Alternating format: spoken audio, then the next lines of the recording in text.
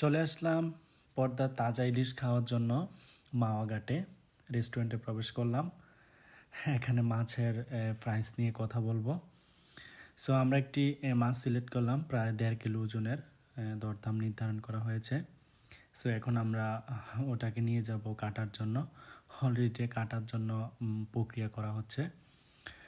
So হঠাৎ করে আসলে আমরা প্ল্যান করলাম যে পদ্মার মাওয়া ঘাটে চলে আসব, তাই আসলে চলে আসলাম। সো অলরেডি মাছটা কাটা শেষ। আর এই মাছের সাথে হচ্ছে যে আপনার বেগুনের ফিস দেওয়া হবে, অর্থাৎ আমরা 7 জন এসেছি, 7টা ফিস দেওয়া হবে।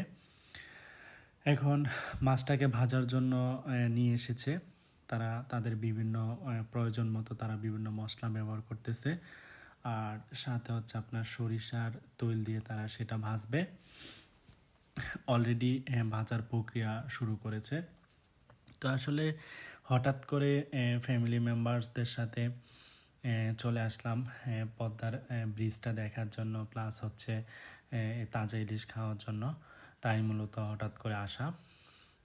তো মাছ প্রায় ভাজার শেষের দিকে, ইভেন হচ্ছে আপনার বেগুন ভাজি সেটাও প্রায় শেষের দিকে। এখন সম্পূর্ণ মাছগুলা তারা প্লেটে নিয়ে নিচ্ছে। আর এই মাছের সাথে একটু পেঁয়াজ ভাজি দেওয়া হবে যেন আরও সুস্বাদু হয়, তারা আমাদের সাথে যেটা বলেছিল। তো আশা করি আজকের খাবারটা অনেক ভালো হবে। তাই মূলত হচ্ছে যে আসলে এই ভিডিওটা করা। আর দেখে যাচ্ছে যে ফ্রেশ মাছ এবং এখানে যে খাবারগুলা দেখা যাচ্ছে, আশা করি অনেক ভালো হবে। আর এই খাবারটাকে আরও সুস্বাদু করবে এই পেঁয়াজ ভাজিগুলা, পেঁয়াজের সাথে শুকনো মরিচ দেখে যাচ্ছে, আপনারা দেখতে পাচ্ছেন। আশা করি অনেক ভালো হবে। সো আজকে তাদের সাথে আমাদের কথা হয়েছে এই ইলিশ মাছের সাথে হচ্ছে যে ইলিশ মাছের লেজ দিয়ে একটা ভর্তা বানানো হবে, প্লাস একটা সালাদ ভর্তা বানানো হবে, একটা পেঁয়াজের ভর্তা বানানো হবে।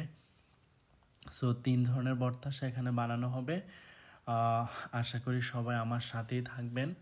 আর যতটুকু দেখা যাচ্ছে ইলিশের লেজের ভর্তাটা অনেক সুস্বাদু হবে, অনেক কালারটা অনেক সুন্দর দেখা যাচ্ছে, খুব সুন্দর দেখা যাচ্ছে। আর এখানেও বানানো হচ্ছে এখন পেঁয়াজের ভর্তা, যেটা আমি বলেছিলাম যে পেঁয়াজের ভর্তা। আর এটা হচ্ছে আপনার সালাদের ভর্তা, খুব সুন্দর দেখাচ্ছে। আশা করি আজকের খাবারটা অনেক ভালো হবে।